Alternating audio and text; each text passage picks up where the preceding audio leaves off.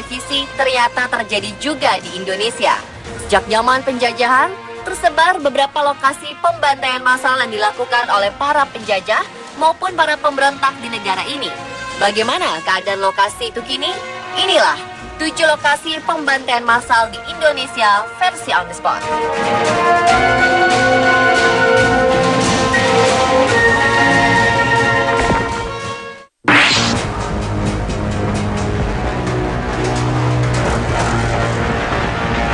Pada masa penjajahan Jepang 1942 hingga 1945, salah satu daerah yang paling ditakuti adalah Kalimantan Barat. Penduduk di sana tidak mau menerima kedatangan Jepang begitu saja setelah Belanda mundur. Jepang mengambil paksa harta benda dan memperkosa anak gadis di sana. Sultan dan para cendekiawan di Kalimantan Barat pun berkumpul untuk membuat strategi mengusir Jepang dari tanah mereka. Namun rencana ini dibocorkan oleh warga yang berkhianat. Jepang mengetahui rencana tersebut dan menangkap semua cendekiawan yang berkumpul, termasuk Sultan Pontianak. Mereka dibawa ke Desa Mandor, Kabupaten Landak, Kalimantan Barat untuk dibantai. Desa Mandor dipilih karena waktu itu belum banyak penduduk yang tinggal di sana dan area hutan masih luas. Diperkirakan para bangsawan dan cendekiawan ini dibunuh dengan samurai.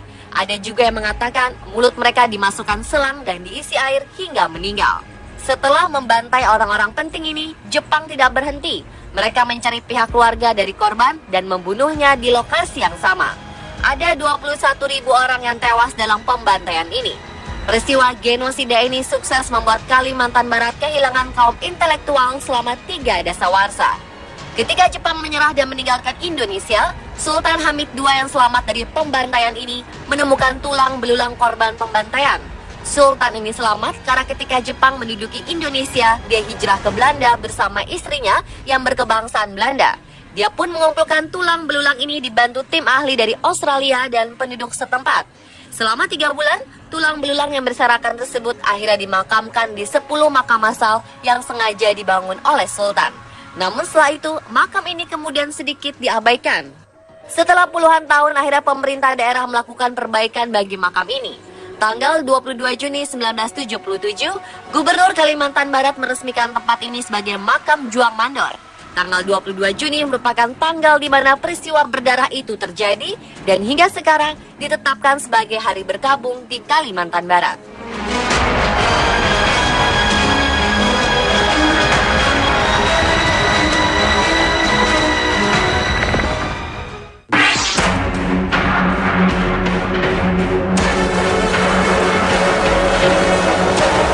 Tidak kalah kejam dengan Jepang, tentara Belanda juga melakukan pembantaian massal di berbagai tempat. Salah satu kisah pembantaian massal terjadi di sebuah rangkaian kereta pengangkutan tahanan Indonesia. Meski sudah dinyatakan merdeka, Belanda tidak mau begitu saja menyerahkan kekuasaannya dan melancarkan serangan di berbagai negara. Pada 22 Februari 1947, Belanda berhasil menduduki Bondowoso dan berkuasa di sana. Para pejuang tidak mau tinggal diam dan melakukan perlawanan. Beberapa pejuang ini ditangkap oleh Belanda. Ada sekelompok pejuang yang tiba-tiba diserdap oleh Belanda ketika mereka sedang bergerilya. Mereka ditahan di penjara Bondowoso. Tanggal 23 November 1947, tentara Belanda berencana memindahkan 100 orang tahanan tersebut ke penjara Bubutan di Surabaya. Mereka dimasukkan ke dalam gerbong kereta yang seharusnya untuk mengangkut barang. Ada 3 gerbong pada kereta tersebut. 24 orang masuk gerbong pertama yang bernomor GR7569, 30 orang ke gerbong kedua yang bernomor GR4416, sisanya masuk ke gerbong terakhir yang bernomor GR10152. Selama 16 jam, para tahanan ini harus berjuang mempertahankan hidup tanpa diberi makanan atau minuman dan udara yang cukup. Rakyat yang ada di luar kereta saat melintas pun dilarang mendekati gerbong. Beberapa kali tahanan tersebut berteriak minta minum dan udara, tapi tidak digubris. Akhirnya, ketika tiba di stasiun Wonokromo, kereta berhenti. Dan setelah didata, 46 orang tahanan meninggal karena kekurangan minum dan makanan, sisanya sakit parah dan lemas. Salah satu tahanan mengaku bahwa mereka terpaksa minum air seni dan keringat sendiri untuk bertahan hidup. Gerbong ini sekarang berada di Museum Brawijaya, sedangkan di Bondowoso dibangun monumen gerbong maut untuk memperingati insiden berdarah ini.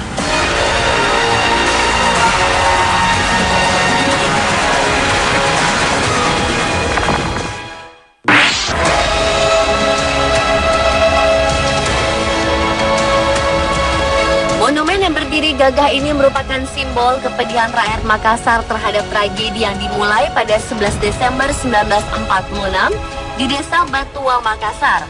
Pada waktu itu, Belanda masih belum menerima kedaulatan Indonesia sebagai sebuah negara yang merdeka. Tentara Belanda masih menekan rakyat di berbagai daerah, salah satunya rakyat Makassar.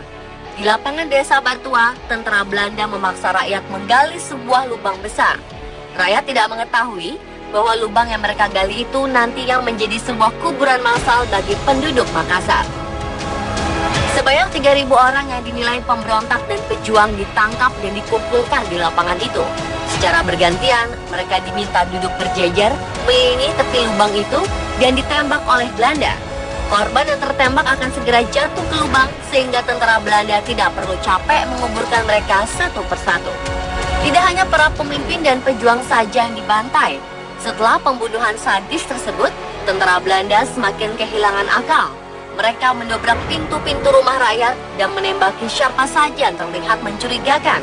Dalam waktu 3 bulan, ada 40.000 jiwa yang tewas. Komandan tentara Belanda yang bertanggung jawab atas pembunuhan massal ini bernama Raymond Paul Pierre Westerling. Karena peristiwa tersebut, pembantaian keji ini dinamakan pembantaian Westerling. Tanggal 11 Desember menjadi hari berkabung di Makassar untuk memperingati peristiwa pembantaian tersebut.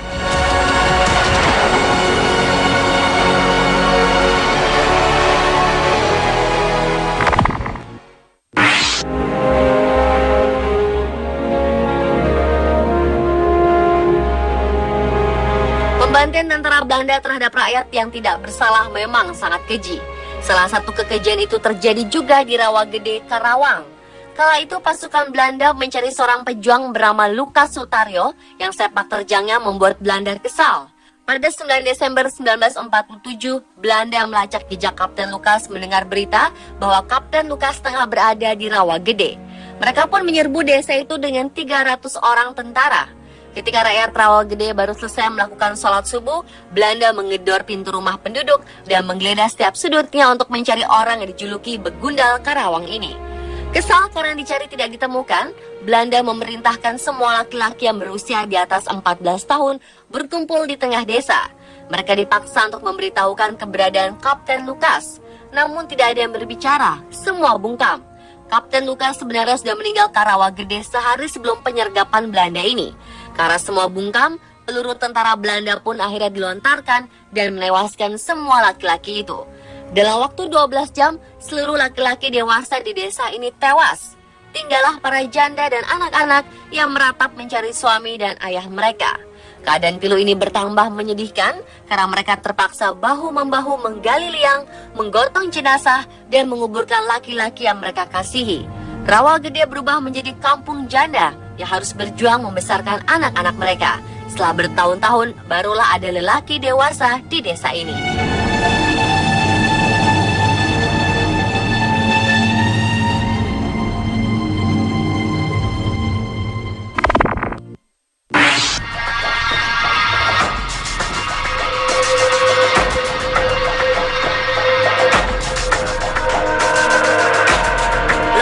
Selanjutnya merupakan saksi kekejaman bangsa kita sendiri. Monumen Kresek di Desa Kresek, Madiun adalah lokasi sekaligus saksi pembantaian PKI di tahun 1948. Titik tempat Monumen Kresek berdiri dulunya adalah sebuah rumah yang dijadikan PKI sebagai ajang pembantaian warga sekitar. Warga-warga dikurung di dalam rumah, kemudian rumah dibakar bersama warga yang ada di dalamnya. Patung dan relief yang ada di area monumen itu menggambarkan kronologis kejadian pembantaian yang dilakukan oleh PKI. Tidak hanya warga, beberapa anggota tentara juga ikut menjadi korban dalam pembantaian massal ini. Ada sebuah sumur di area ini yang menjadi makam bagi para korban pembantaian di sini. Di dekatnya diukir nama-nama tentara dan para pamong desa yang dibantai. Salah satu prajurit TNI yang gugur dalam pembantaian itu adalah Kolonel Marhadi. Namanya lalu diabadikan menjadi salah satu nama jalan di kota Madiun.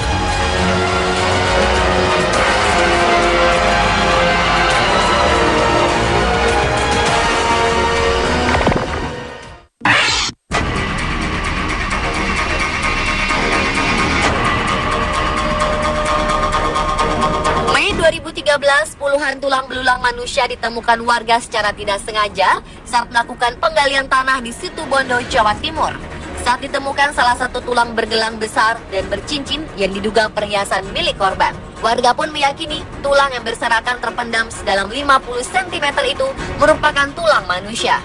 Karena lokasi penggalian tanah untuk pasir dan batu ini konon merupakan tempat pembantaian massal puluhan tahun silam. Tak hanya menemukan tulang belulang manusia ini, namun warga juga menemukan adanya perhiasan seperti gelang yang melingkar di salah satu tulang lengan. Mereka juga menemukan sebuah cincin yang terlilit di tengkorak jari. Sayang, kondisi tulang banyaknya hancur karena terkena cangkulan. Cincin dan gelang yang ditemukan diduga warga perhiasan emas milik korban sehingga langsung diamankan warga. Sementara dari temuan ini terlihat jelas beragam jenis tulang berserap, mulai tulang pinggul, tulang paha, tulang iga, hingga gigi. Tulang belulang manusia ini pertama kali ditemukan Bu Nasroh, seorang pekerja galian. Bunyi keras yang mengenai cangkulnya awalnya hanya dianggap batu biasa, namun setelah menemukan kumpulan rahang dan gigi, ia baru sadar telah mendapati tulang manusia.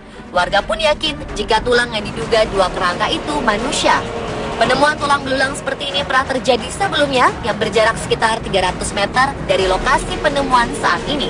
Warga dulu yang takut menggali penemuan pertama pun mencoba pindah di lokasi baru ini.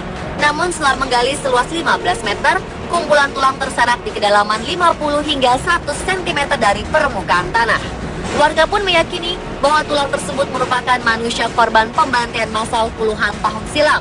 Namun hingga kini belum ada pihak berwajib yang melakukan pengecekan terhadap penemuan tulang ini. Diduga di dalam tanah yang menggunung ini masih banyak terdapat tulang-tulang yang terpendam.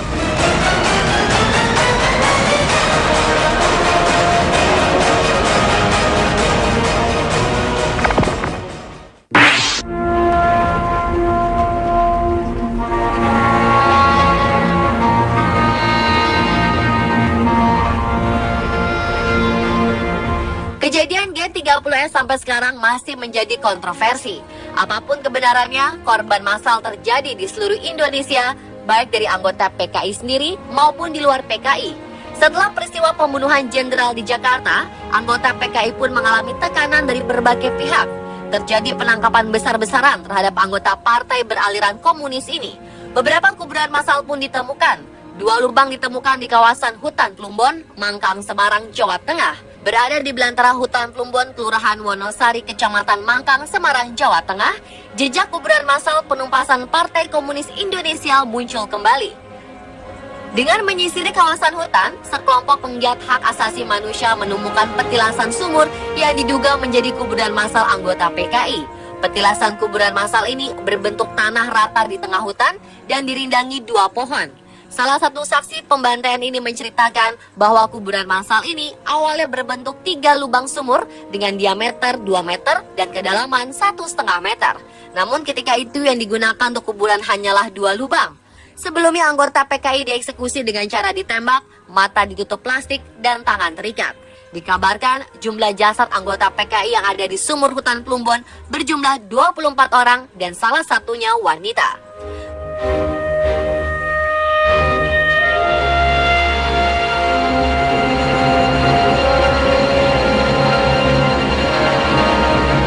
Itulah 7 lokasi pembantaian massal di Indonesia. Semua lokasi meninggalkan kisah yang kelam dan menjadi peringatan bagi kita untuk tetap hidup dalam damai.